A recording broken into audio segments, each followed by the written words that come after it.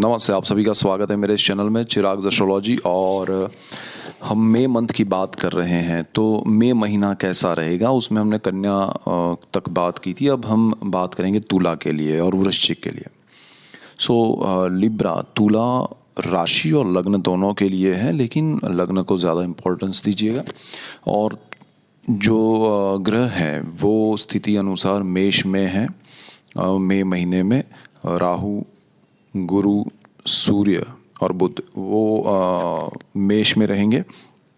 तुला के बिल्कुल सामने 7th हाउस में, सप्तम भाव में, जहाँ पर 1 नंबर लिखा है। और उसके बाद अष्टम भाव में आपका शुक्र रहेगा, जहाँ 2 नंबर लिखा है, और मंगल आपका उसके बाद 3 नंबर जहाँ लिखा है वहाँ भाग्य में। और फिर आपके कर्मस्थान में जहाँ पर 4 नंबर लिखा है, नीच राशि है, वहाँ पर भी आएगा मंगल।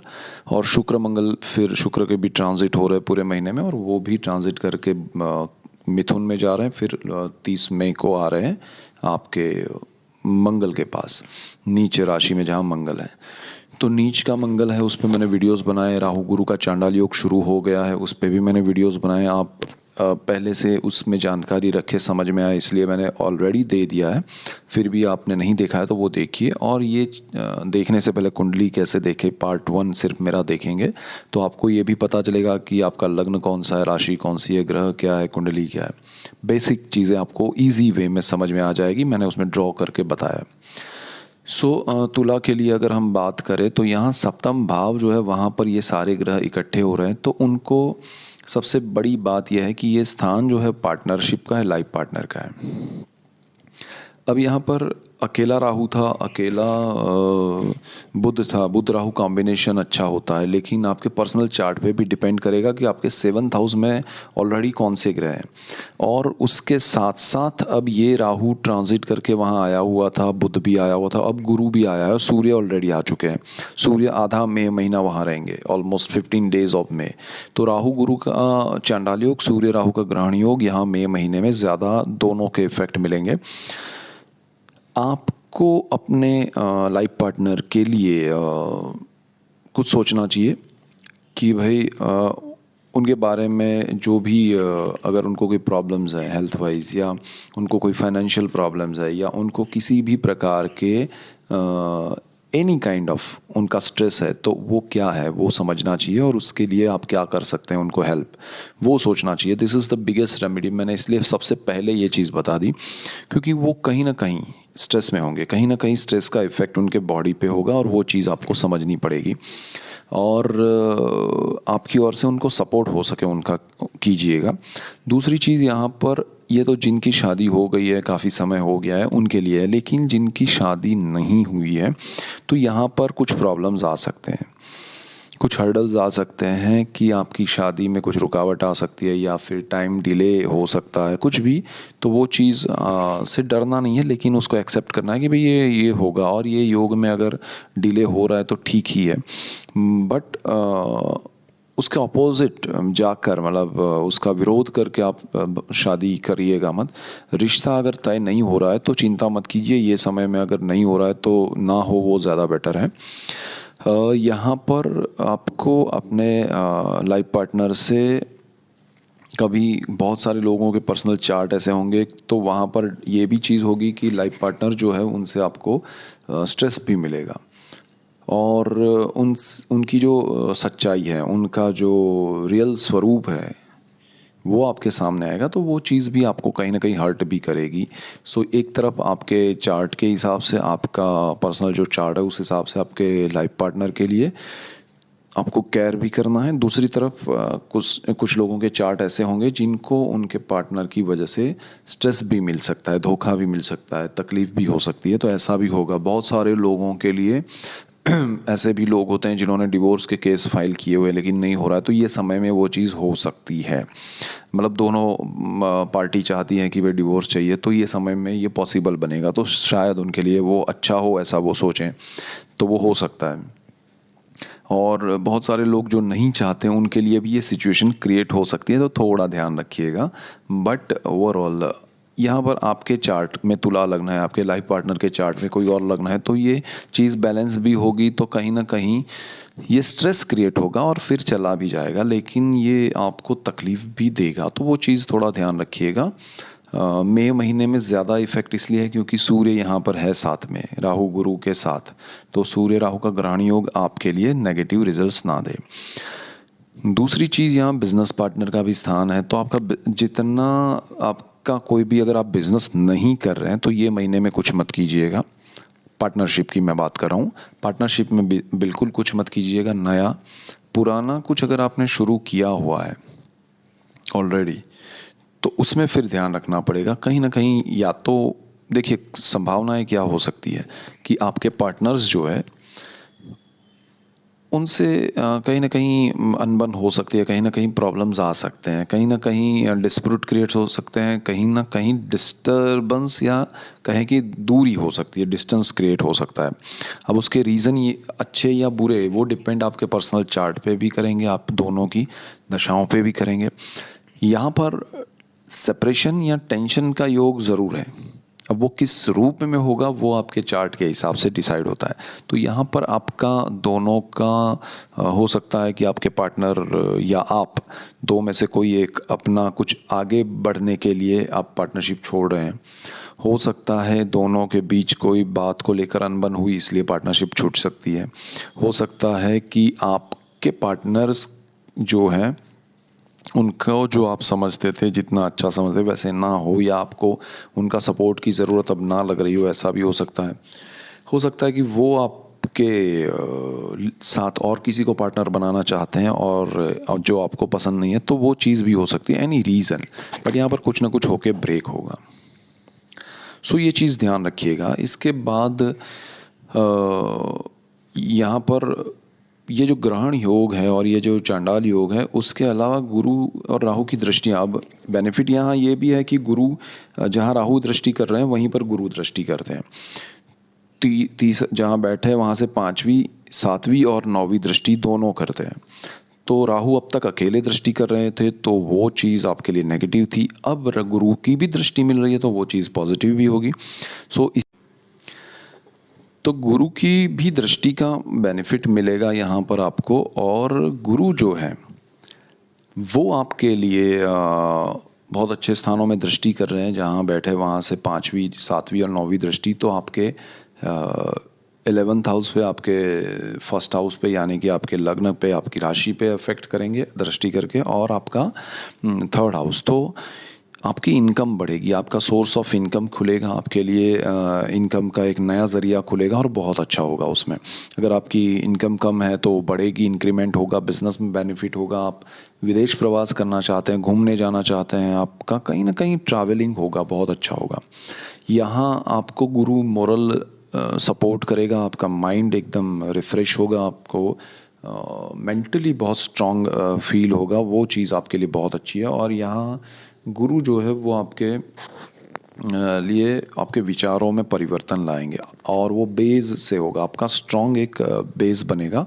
और यहाँ से आगे बढ़ते हैं तो गुरु की तीसरी दृष्टि का भी बेनिफिट आपको मिल रहा है कि 3rd हाउस आपकी कुंडली का, जहाँ गुरु की राशि भी है और वहाँ पर गुरु की दृष्टि का होना इज़ वेरी इंपॉर्टेंट। आपके साहस पराक्रम में वृद्धि होगी, आपके सेल्फ कॉन्फिडेंस में वृद्धि होगी, आप नए लोगों से जुड़ेंगे और काफ़ी आपका जो दायरा है, आपका जो रेडियस है वो बड़ा होगा। आप लोगों से कनेक्ट होंगे और आपका मन प्रफुल्लित होगा, आपके मन में सुख शांति की अनुभूति होगी, लोगों से मिलना अच्छा लगेगा। सो ओवरऑल आपके लिए ये ट्रांजिट जुपिटर का अच्छा हो रहा है दृष्टि के हिसाब से। But because of 7th house और वो कॉम्बिनेशन राहु गुरु सूर्य का है, उसकी वजह से थोड़ा स्ट्रेस क्रिएट हो रहा है। बट वो चीज़ आप थोड़ा मैनेज करें, ध्यान रखें, तो उसमें बहुत सारी चीज़ें आपके लिए फेवरेबल हो सकती है। यहाँ पर मंगल जो है वो आपके कर्मस्थान में नीच राशि में 10 मई से आएगा। तो कर्मस्थान में नीच का मंगल है और अगर आपका वहाँ पर कोई अच्छा ग्रह है, सपोज़ नीच राशि में मंगल और चंद्र आपका कर्क का है, तो वो चीज़ नीच भंग राजयोग का फल भी दे सकती है और उसका बेनिफिट हो सकता है। तो पर्सनल चार्ट पे बहुत सारी चीज़ें डिपेंड करती है। अब यहाँ पर आपका मंगल जो है वो दृष्टि सुख भाव पे उच्च की कर रहा है, तो आपके लिए कर्मस्थान को लेकर थोड़ा स्ट्रेस होगा। लेकिन मतलब आपके इंक्रीमेंट के साथ साथ आपको ऐसा प्रोजेक्ट दिया जाए जो स्ट्रेसफुल हो, जो बहुत बड़ी चीज़ हो, जिसकी वजह से आपको बहुत कुछ हैंडल करना पड़े। बिल्कुल सामने मंगल जब दृष्टि करेगा तो सुख भाव पे उसकी दृष्टि होगी, शनि का घर है, तो वो चीज़ आपके लिए बहुत पॉजिटिव भी होगी, आपको सारे सुख की अनुभूति होगी, सुख शांति की अनुभूति होगी, मेंटल पीस मिलेगा गुरु की दृष्टि की वजह से। सो बहुत सारी चीज़ें आपके लिए पॉजिटिव हो रही है तुला राशि और लग्न के लिए, तो ये बहुत अच्छा समय है आपके लिए। और यहाँ से अच्छी शुरुआतें भी होंगी कुछ चीज़ों को, जो मैंने कहा पार्टनरशिप वाली, तो उसको थोड़ा अवॉइड करें तो ज़्यादा बेटर रिजल्ट्स मिलेंगे। शुक्र का यहाँ ट्रांजिट जो हो रहा है पूरे महीने में वो भी अच्छे हैं, अपने घर में है, फिर मिथुन में है, और मंथ एंड में वो जा रहे हैं 30 तारीख को वो कर्क में जा रहे हैं शुक्र के, अरे मंगल के साथ। तो मंगल शुक्र का ये योग थोड़ा ध्यान रखिएगा, उसमें ज़्यादा स्ट्रेस ना ले, बट जून में हम उसके इफेक्ट की ज़्यादा बात करेंगे। सो यहाँ पर आपको ओवरऑल अच्छा योग हो रहा है, और मई के मिड में सूर्य आपके अष्टम भाव में चले जाएंगे, उनकी दृष्टि जो है वो सेकेंड हाउस पे पड़ेगी, तो वो चीज़ आपके लिए अच्छी है। सूर्य ओवरऑल नेगेटिव नहीं है आपके लिए, तो कोई चिंता का विषय नहीं है। जब ग्रहण से निकल जाएंगे, सूर्य अभी उच्च राशि में होते हुए भी ग्रहण की वजह से आपको उतना सपोर्ट नहीं कर पा रहे हैं, तो मई में मिड में वो चले जाएंगे, तो वो चीज़ आपके लिए अच्छी ही होगी। सो आपको पैतृक संपत्ति में बेनिफिट होगा। यहाँ से आगे बढ़ते हैं तो वृश्चिक राशि और लग्न के लिए बात करते हैं। वृश्चिक वालों के लिए ये बहुत इम्पोर्टेंट है समझना, मई महीने में उनका जो स्थान है, छठा भाव है कुंडली का, वहाँ पर ये योग हो रहा है कि गुरु राहु सूर्य इकट्ठे हो रहे हैं, बुध भी वहाँ पर है। तो 6th house is the house of job, house of loan, कर्ज, उधारी, और बीमारी, रोग, शत्रु, ये सब स्थान का मालिक, और यहाँ ये सब इकट्ठे हो रहे हैं। तो वृश्चिक वालों के लिए सारे शत्रु सामने आएंगे, सारी बीमारियां सामने आएंगी, सारी तकलीफ़ें सामने आएंगी, जॉब में जो भी क्राइसिस चल रहे हैं वो सामने आएंगे मई महीने में, उसकी शुरुआत होगी। अब यहाँ पर आपको नेगेटिव नहीं लेना है, टेंशन नहीं लेना है। आपके लिए हो क्या रहा है कि ये सारी चीज़ें आपके सामने आ रही है जो आपको नहीं पता थी। तो अब नहीं पता थी तो आपको पता चला, this is the best thing. अगर आपको नहीं पता है और आपके लिए कुछ खेल हो जाता है और आपको बाद में पता चलता है कि अरे ये क्या हो गया, इट इज़ बेटर कि आपको पता चल जाएगा कौन क्या कर रहा है, क्यों कर रहा है, कहाँ कर रहा है। हो सकता है आपका जॉब चला जाए। मेरे हिसाब से आपको, क्योंकि 12th हाउस में आपका केतु भी है, वो खर्च भी करवाएगा, व्यय भाव में है, बिना वजह का खर्च करवाएगा, फजूल का खर्च करवाएगा, और आपको सुकून नहीं मिलेगा घूमने फिरने में या कहीं भी पूरा समय मई महीने में। तो उस समय पे आपका छठे भाव में जो ये योग हो रहा है वो जॉब अगर छुड़वा देगा तो आपको ध्यान रखना पड़ेगा, फिर वो और बेचैनी करेगा। तो आपको जॉब नहीं छोड़ना चाहिए, और जब तक दूसरा कंफर्मेशन ना हो, 100% श्योरिटी ना हो, तो नहीं छोड़ना चाहिए। और गुरु राहु का चांडाल योग आपके जॉब के स्थान में हो रहा है, सो डेफिनेटली नहीं छोड़ना चाहिए। और अगर छूट जाता है, आप नहीं छोड़ते हैं, छूट जाता है, तो फिर उसके लिए रोना नहीं है, क्योंकि वो छूटने वाला है बिकॉज ऑफ चांडाल योग और बिकॉज ऑफ ग्रहण योग। और ग्रहण जो है वो आपके लिए सूर्य का हो रहा है, कर्मस्थान का जो आपका मालिक है वो ग्रहण में आ रहा है सूर्य, तो आपके लिए वो नेगेटिव रिजल्ट उस तरह से दे सकता है कि आपकी हायर पोजीशन डाउन हो जाए, या आपका जॉब में थोड़ा क्राइसिस आए, या लेकिन ये सारी चीज़ें आपके सामने आएगी तो आपको आगे का फ्यूचर क्या है, करना क्या चाहिए, रियल में आपको कहाँ पहुँचना है, कहाँ पहुँचना चाहिए, किस तरह से, एवरीथिंग यू कैन प्लान। शत्रु भाव है, तो जो भी नेगेटिव सोच रहे हैं आपके लिए, जो भी नेगेटिविटी है आपके आसपास, वो भी आपको पता चलेगी। तो वो सारी चीज़ों में आपको क्लैरिटी होगी। तो मैं कहूँगा कि आप क्लियर माइंड से आगे बढ़िए कि ये होने वाला है, ऐसा कुछ हो रहा है। लोन की अगर बात करें तो यहाँ आपको लोन बिल्कुल मई महीने में नहीं लेना चाहिए। कर्ज लेना is very negative for you. Loan पुराना होगा तो भी आपके सामने आएगा, आपको हॉन्ट करेगा कि अरे भरो, और वो चीज़ आपको तकलीफ़ भी दे सकती है। सो वृश्चिक वालों के लिए थोड़ा ये समय ध्यान रखना इन सब चीज़ों में ज़रूरी है। और रोग, शत्रु, ऋण, जॉब, ये सब हमने बात की। अब रोग की बात करें तो बीमारी जो अगर आपको नहीं पता है तो पता चलेगी, आपको तकलीफ़ है कुछ और नहीं पता है तो वो चीज़ें होंगी। आपको मई महीने में थोड़ा ये ज्ञान होगा कि भाई आपके बॉडी का कंप्लेन क्या है, आप उसका फोकस आपका उस पे भी जाएगा। तो आपको लगेगा एक तरफ जॉब में तकलीफ़ हो रही है, एक तरफ बॉडी में तकलीफ़ हो रही है, दुश्मन भी है, लोन भी है, क्या करें? सो यहाँ पर आपके लिए ये होने वाला, ये एक्सेप्ट करके चलिए और उन चीज़ों को संभालिए कि उसमें आपकी ओर से कुछ नया नहीं होना चाहिए। आपको अगर रोग है कोई, आप अवॉइड मत कीजिए, उसका सॉल्यूशन लाइए। आप जॉब कर रहे हैं तो उसमें स्ट्रेस मत लीजिए। यहाँ बेनिफिट क्या है? तो बेनिफिट ये है कि गुरु भले चांडाल योग कर रहा है लेकिन उसकी दृष्टियाँ अच्छी हैं। तो गुरु की दृष्टि आपके कर्मस्थान पे है तो वो चीज़ अच्छी है कि गुरु आपके कर्मस्थान को दृष्टि कर रहा है तो जॉब आपका जाते जाते बच सकता है, क्योंकि सूर्य ग्रहण में है इसलिए ये स्थिति भी हो रही है। बट क्योंकि सूर्य गुरु के साथ भी है, गुरु की दृष्टि आपके कर्मस्थान पे, तो हो सकता है आपकी जॉब में उतना खतरा ना भी आए, तो गुरु का ये बेनिफिट होगा। यहाँ आपके लिए कर्मस्थान में नई अपॉर्चुनिटी क्रिएट करवाएगा गुरु। अब जहाँ राहु की भी दृष्टि है, गुरु की भी है, तो ये चीज़ आपको तय तय ये करना है कि भाई ये जहाँ आप स्विच करना चाहते हैं, दूसरी जगह जाना चाहते हैं, क्या वो बेटर है या जहाँ आप है वो बेटर है। वो चीज़ अगर आपने समझ ली तो आपके लिए बहुत अच्छा होगा। गुरु की एक दृष्टि पड़ेगी बिल्कुल सामने 12th हाउस पे, केतु पे, जो व्यय भाव है, जहाँ मैंने कहा कि खर्च करवाएगा, बेफजूल का करवाएगा और आपको मज़ा नहीं आएगा। तो गुरु की दृष्टि की वजह से एक चीज़ ये भी होगी कि वो खर्च 100 रुपया हो रहा है तो 60 होगा, मतलब वो कम करेगा। अब डिपेंड करेगा आपके पर्सनल चार्ट पे कि वो कितना आपके लिए खर्च हो रहा है, कितना नहीं हो रहा है, लेकिन ये तो ये करेंगे ग्रह। तो यहाँ पर वो चीज़ ध्यान रखनी है। आप विदेश जाना चाहते हैं, डॉक्यूमेंट्स पे ध्यान दीजिएगा। आप जिन पे ट्रस्ट रख के जा रहे हैं, जिनके भरोसे जा रहे हैं, वो शायद आपको तकलीफ़ ना दे, उसका भी आप एक बार पूरा ध्यान रख लीजिएगा, सोच लीजिएगा उनके बारे में, पूरा क्लैरिटी कर लीजिएगा उनके साथ। जो लोग विदेश में हैं उनको थोड़ा मई महीने में ध्यान रखना है। सूर्य की भी दृष्टि केतु के साथ और वो योग जो है सूर्य की नीच दृष्टि का, तो वो चीज़ आपको थोड़ा परेशान कर सकती है। तो यहाँ मिक्स इफेक्ट हो रहा है। एक तरफ राहु की दृष्टि है 12th हाउस पे, सूर्य की नीच दृष्टि है, केतु वहाँ बैठा हुआ है और गुरु की भी दृष्टि है, तो वो सारी चीज़ें आपको कंफ्यूज करेगी। तो बेटर है यहाँ पर आपकी ओर से कुछ रिएक्शन ना हो, भगवान का नाम लीजिए, महादेव की पूजा पाठ कीजिए, ज़्यादा बेटर रहेगा। गुरु की एक दृष्टि पड़ेगी आपके लिए 2nd हाउस में, विच इज़ गुड। आपके फैमिली का स्थान है, परिवार आपको सपोर्ट करेगा, परिवार का सपोर्ट आपको मिलेगा, वो सारी चीज़ें आपके लिए बेटर होगी।